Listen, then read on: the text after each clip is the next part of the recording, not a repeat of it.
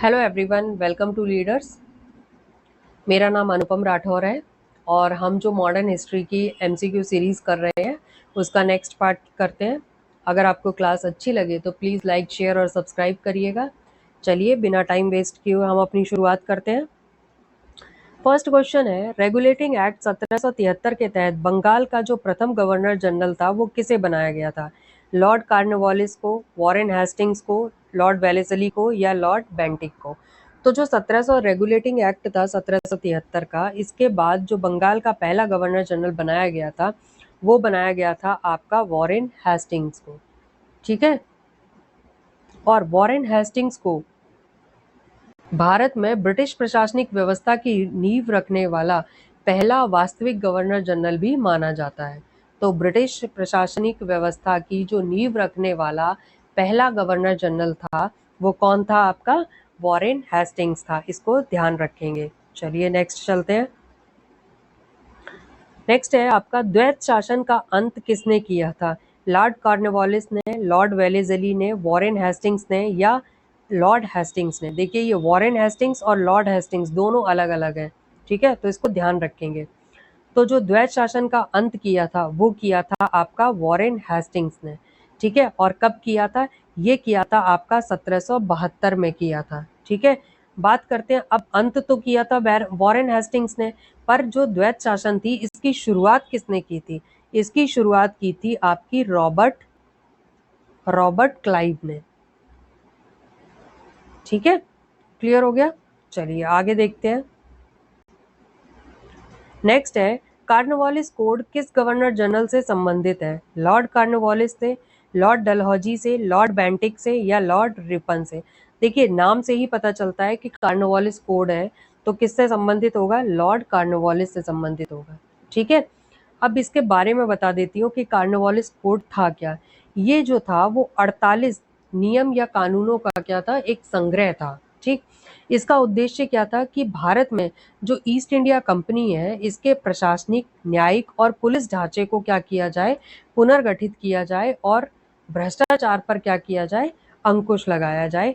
इसलिए ये Cornwallis code लाया गया था। ठीक है, चलिए आगे देखते हैं। नेक्स्ट आता है, चौथा मैसूर युद्ध किस गवर्नर जनरल के समय में लड़ा गया था? लॉर्ड वेलेस्ली के समय में, लॉर्ड मिंटो के समय में, लॉर्ड हेस्टिंग्स के समय में या लॉर्ड एमहर्स्ट के समय में?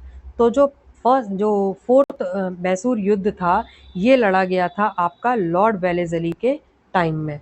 अब कब लड़ा गया था? ये लड़ा गया था आपका 1799 में। ठीक है, ये चौथा है। और इसमें क्या हुआ था? श्रीरंगपट्टनम श्रीरंगपट्टनम की रक्षा करते हुए टीपू सुल्तान की मृत्यु हो गई थी। ठीक है, देखो अब मैसूर युद्ध की बात कर लेते हैं हम। जो मैसूर युद्ध है चौथा ये है, ये सबसे लास्ट था। तो 4 मैसूर युद्ध हुए थे। जो पहला हुआ था वो कब हुआ था? वो हुआ है आपका 1767 से लेकर 1769 के बीच में। और इसके पहले के बाद में होती है आपकी मद्रास की संधि। ठीक, दूसरा जो हुआ था वो हुआ था आपका कब? 1780 से लेकर 84 के बीच में। ठीक है, और यहां पर होती है आपकी मंगलौर की संधि। क्लियर। नेक्स्ट आता है, तीसरा जो युद्ध हुआ वो हुआ था आपका 1790 से लेकर 92 के बीच में। ठीक है, और यहां पर हुई थी आपकी श्रीरंगपट्टनम की संधि होती है। ठीक, और जो चौथा आता है वो आपका अभी बताया मैंने 1798 से लेकर 1799 में हुआ था। और यहीं पर क्या हुआ? मैसूर जो है वो अंग्रेजों के अधीन चला गया था। और श्रीरंगपट्टनम में ही क्या हुआ था? टीपू सुल्तान की मृत्यु हो जाती है। उसके बाद क्या किया करते हैं अंग्रेज? जो वाडियार वंश का एक नाबालिग था इसको गद्दी पर बिठाकर उस पर क्या करते हैं? सहायक संधि थोप देते हैं। ठीक है, क्लियर हो गया इतनी चीज। नेक्स्ट आता है आपका, फोर्ट विलियम की जो कॉलेज है इसकी स्थापना किसने की थी? तो जो फोर्ट विलियम है इसकी स्थापना लॉर्ड कॉर्नवालिस, लॉर्ड वेलेस्ली या लॉर्ड बेंटिक या लॉर्ड हेस्टिंग्स किसने करी थी? ये की थी आपकी लॉर्ड वेलेस्ली ने की थी, फोर्ट विलियम की। और कब की थी? ये की गई है आपकी 10 जुलाई 1800 को। ठीक, क्लियर हो गया। इसके बाद आता है आपका पिंडारियों का दमन का श्रेय किस गवर्नर जनरल को दिया जाता है? लॉर्ड हेस्टिंग्स को, लॉर्ड एमहर्स्ट को, लॉर्ड ऑकलैंड को, या लॉर्ड एलनबरे को? तो जो पिंडारियों का दमन करने का श्रेय है वो दिया जाता है आपका लॉर्ड हेस्टिंग्स को। ठीक है। अब इस दमन में जो लॉर्ड हेस्टिंग्स के सहयोगी थे उसमें एक नाम और आता है, टॉमस हैस्लो। टॉमस हैस्लो, ये जो है ये लॉर्ड हेस्टिंग्स के सहयोगी रहे पिंडारियों के दमन के टाइम में। ठीक है। चलिए अब बात करते हैं नेक्स्ट क्वेश्चन की। प्रथम आंगल वर्मी युद्ध किसके समय में हुआ था? लॉर्ड वेलेस्ली के युद्ध में टाइम में, लॉर्ड एमहर्स्ट के टाइम में, लॉर्ड डलहौजी के टाइम में, या लॉर्ड ऑकलैंड के टाइम में? तो जो पहला वर्मा युद्ध हुआ था, आंगल वर्मा युद्ध, वो हुआ था आपका लॉर्ड एमहर्स्ट के टाइम में। और ये कब हुआ है? 1824 से लेकर 1826 के बीच में हुआ था। ठीक है। 1826 में क्या होता है? यांडूब की संधि होती है। क्या होती है? यांडूब की संधि के साथ ही ये युद्ध समाप्त हो जाता है। ठीक। अब जो हम बात करते हैं आंगल वर्मा युद्ध, तो जो आंगल वर्मा युद्ध है वो टोटल हुए हैं आपके 3। कितने हुए हैं? टोटल हुए हैं आपके 3। कौन कौन से हुए? देखिए, पहला तो मैंने आपको बताया ही अभी, 1824 से लेकर 1826 तक। ठीक है। और यहाँ पर हुई आपकी यांडूब की संधि। दूसरा जो होता है वो हुआ था आपका 1852 में। इसमें जो लॉर्ड ये हुआ था लॉर्ड डलहौजी के टाइम में। ठीक है। इसमें जो है वो अंग्रेजों ने रंगून और पूरे पेगू पर कब्जा कर लिया था सेकंड आंगल वर्मा युद्ध में। और जो थर्ड होता है ये आता है आपका 1885 में। ठीक है। तो ये 3 युद्ध होते हैं वर्मा के साथ में अंग्रेजों के। ठीक। चलिए अब नेक्स्ट हम बात करते हैं, कलकत्ता मेडिकल कॉलेज की स्थापना किस गवर्नर जनरल के समय में हुई थी? लॉर्ड बेंटिक के टाइम में हुई, लॉर्ड रिपन के टाइम में हुई, लॉर्ड कैनिंग के टाइम में हुई, या लॉर्ड हार्डिंग के टाइम में हुई थी? तो जो कलकत्ता मेडिकल कॉलेज है इसकी स्थापना हुई थी लॉर्ड बेंटिक के टाइम में। और कब हुई है? 28 जनवरी 1835 में हुई थी। ये एशिया का पहला ऐसा मेडिकल कॉलेज था जहां पर अंग्रेजी भाषा में आधुनिक चिकित्सा की शिक्षा दी जाती थी। ठीक है, क्लियर हो गया। चलिए आगे बात करते हैं हम। ठगी प्रथा के उन्मूलन का श्रेय किसको दिया जाता है? लॉर्ड ऑकलैंड को, लॉर्ड एलनबरे को, लॉर्ड विलियम बेंटिक को, या लॉर्ड डफरिन को? तो जो ठगी प्रथा का उन्मूलन था वो किया था आपका लॉर्ड विलियम बेंटिक ने। ठीक है। और इसके साथ में किसके साथ मिलकर किया था? ये किया था कैप्टन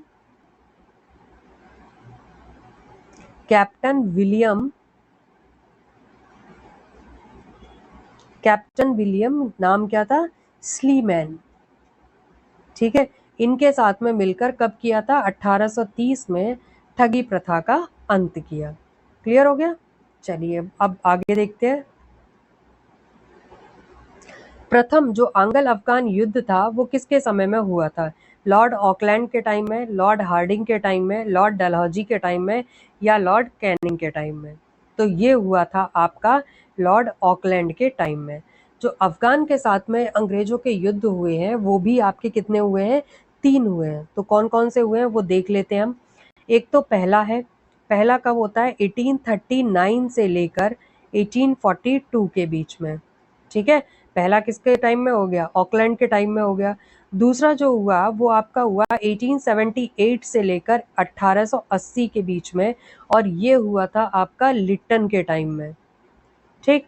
और तीसरे की अगर हम बात करें तो तीसरा हुआ था 1919 में, और ये हुआ था लॉर्ड चेम्सफोर्ड के टाइम में। ठीक है। चलिए आगे देखते हैं। नेक्स्ट है आपका सिंध का विलय किस गवर्नर जनरल के समय में हुआ था? लॉर्ड ऑकलैंड के टाइम में, लॉर्ड एलनबरो के टाइम में, लॉर्ड हार्डिंग के टाइम में, या लॉर्ड कैनिंग के टाइम में? तो जो सिंध का विलय हुआ है वो हुआ है आपका लॉर्ड एलनबरो के टाइम में। और ये कब हुआ था? ये हुआ था आपका 1843 में। ठीक है, कब हुआ है? 1843 में। जो ब्रिटिश सेनापति थे वो नाम क्या था? Sir Charles Napier. इनके द्वारा किया गया था सिंध का विलय। ठीक है, और 1843 में ही कौन सा होता है सिंध के साथ में? मियानी के युद्ध में के बाद इसका विलय किया गया था। कौन सा युद्ध हुआ था? मियानी का युद्ध हुआ था। ठीक है, चलिए आगे देखते हैं हम। नेक्स्ट आता है आपका प्रथम आंग्ल सिख युद्ध किसके समय लड़ा गया था? तो ये हार्डिंग फर्स्ट के टाइम में, लॉर्ड डलहौजी के टाइम में, या लॉर्ड एलनबरो के टाइम में, या लॉर्ड कैनिंग के टाइम में। तो जो पहला आंग्ल सिख युद्ध था वो लड़ा गया था आपका लॉर्ड हार्डिंग फर्स्ट के टाइम में। ठीक है, बात करते हैं हम सिख युद्ध की। टोटल जो सिख युद्ध हुए हैं वो आपके दो हुए हैं। पहला कब हुआ था? पहला हुआ था आपका 1845 से 1846 के बीच में, और ये अभी बताया हार्डिंग फर्स्ट था इस टाइम पे। दूसरा जो हुआ था वो हुआ था आपका 1848 से लेकर 1849 के बीच में, और ये हुआ था किसके टाइम में? लॉर्ड डलहौजी के टाइम में। ठीक है, चलिए आगे देखते हैं। नेक्स्ट आता है द्वितीय आंग्ल सिख युद्ध के बाद पंजाब का विलय किसके समय में हुआ था? ठीक है, लॉर्ड हार्डिंग, लॉर्ड डलहौजी, या लॉर्ड कैनिंग, या लॉर्ड एलिंगन। तो जो पंजाब का विलय हुआ वो मैंने आपको बताई आंग्ल सिख युद्ध कितने हुए थे? दो हुए थे। तो दूसरे के बाद क्या हुआ था? पंजाब का विलय कर लिया गया था। तो दूसरा हुआ किसके टाइम में था? ये हुआ था आपका लॉर्ड डलहौजी के टाइम में हुआ था। ठीक है, नेक्स्ट आता है आपका भारत में सार्वजनिक निर्माण विभाग यानी कि पीडब्ल्यूडी की स्थापना किसने की थी? लॉर्ड डलहौजी ने की है, लॉर्ड रिपन ने की है, लॉर्ड कैनिंग ने की है, या लॉर्ड लिटन ने की है, सॉरी। तो जो लॉर्ड वो क्या कहते हैं पीडब्ल्यूडी है, इसकी स्थापना की थी आपकी लॉर्ड डलहौजी ने। और कब की थी पीडब्ल्यूडी की स्थापना? 1854 में की है। ठीक है, चलिए आगे देखते हैं। भारत में डाक टिकट प्रणाली की शुरुआत किस गवर्नर जनरल के समय में हुई थी? Lord Hardinge, Lord Dalhousie, Lord Canning, या लॉर्ड एलिंगन। तो डाक टिकट की शुरुआत जो होती है प्रणाली की वो होती है आपकी डलहौजी के टाइम में। जो भारत का पहला डाक टिकट था वो 1852 में सिंध डाक, कौन सा नाम है? सिंध डाक के रूप में जारी किया गया था। और पूरे देश के लिए जो पहला डाक टिकट था वो आपका जारी किया गया था 1854 में। ठीक है, तो जो भारत का पहला डाक टिकट पूछे तो 1852 है, और अगर पूरे देश के लिए जो पहला डाक टिकट जारी किया गया था तो वो 1854 आ जाएगा। ठीक, चलिए आगे देखते हैं। तीन विश्वविद्यालय कलकत्ता, मद्रास और मुंबई किसके समय में स्थापित किए गए थे? लॉर्ड डलहौजी के टाइम में, लॉर्ड कैनिंग के टाइम में, लॉर्ड एलिंगन के टाइम में, या लॉर्ड मेयो के टाइम में। तो जो तीन विश्वविद्यालय हैं वो स्थापित किए गए थे आपके लॉर्ड कैनिंग के टाइम में, और ये तीनों जो हैं वो स्थापित किए गए थे कब? 1857 में। ठीक है, और इनका गठन जो हुआ था वो किसकी सिफारिश के आधार पर हुआ था? Woods dispatch. वुड्स डिस्पैच की सिफारिशों के आधार पर यह किया गया था, जिसे क्या कहा जाता है? वुड्स डिस्पैच को कहा जाता है भारतीय शिक्षा का मैग्ना कार्टा। ठीक है, क्लियर हो गया? चलिए आगे देखते हैं। नेक्स्ट आता है आपका भारतीय दंड संहिता कब और किसके समय में लागू की गई थी? 1860 में कैनिंग के टाइम में, 1858 में डलहौजी के टाइम में, 1865 में एलिंगन के टाइम में, या 1870 में मेयो के टाइम में। तो जो भारतीय दंड संहिता है वो लागू करी गई थी 1860 में लॉर्ड कैनिंग के टाइम में। ठीक है, अधिनियम जो था वो हमारा पारित हुआ था, जो भारतीय दंड संहिता का वो पारित हुआ था 6 अक्टूबर 1860 को अधिनियम पारित हुआ। और जो लागू हुआ भारतीय दंड संहिता वो लागू हुई थी 1 जनवरी 1862 को लागू हुई थी।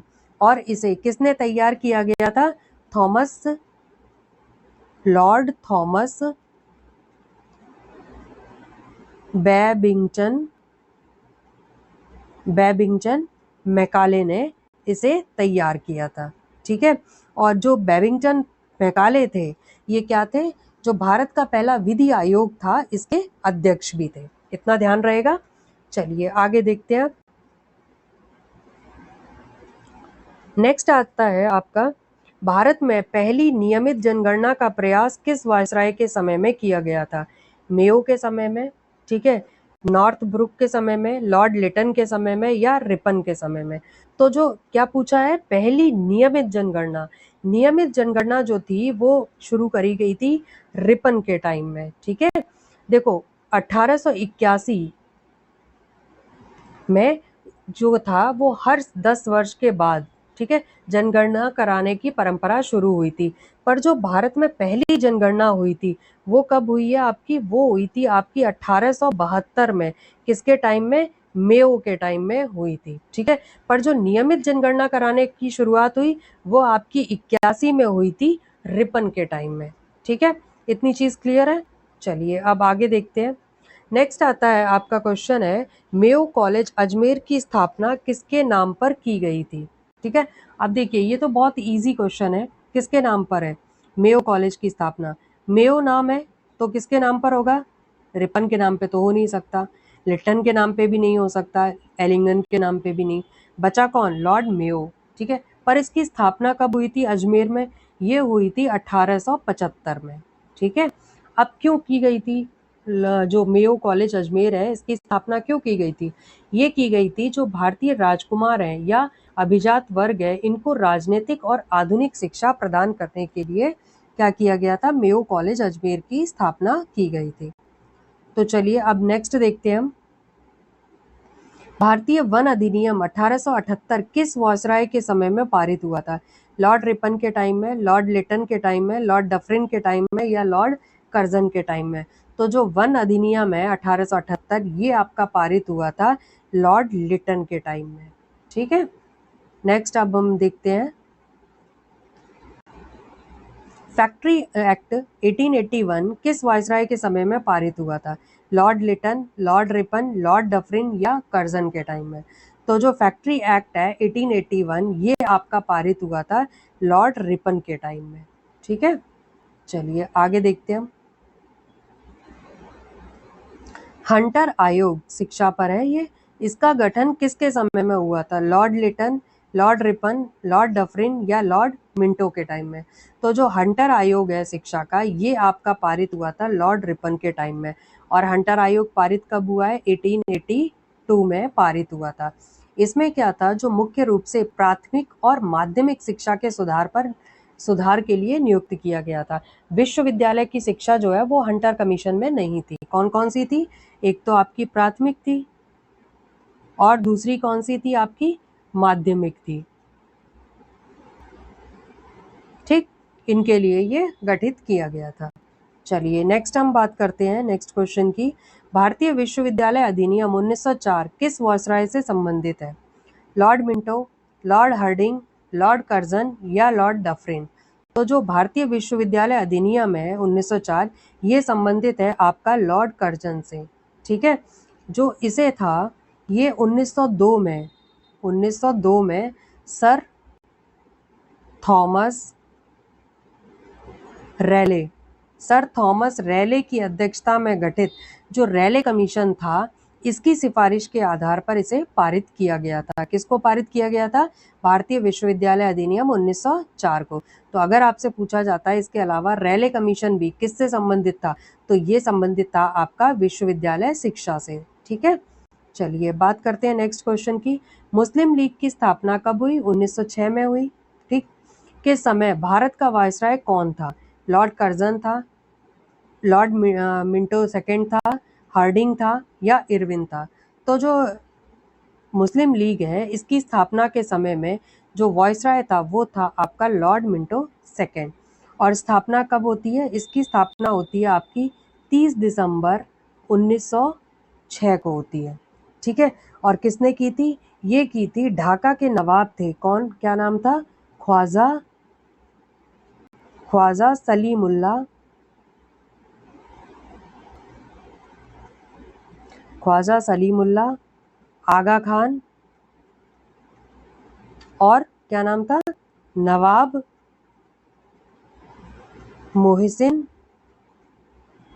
मोहसिन उल मुल्क।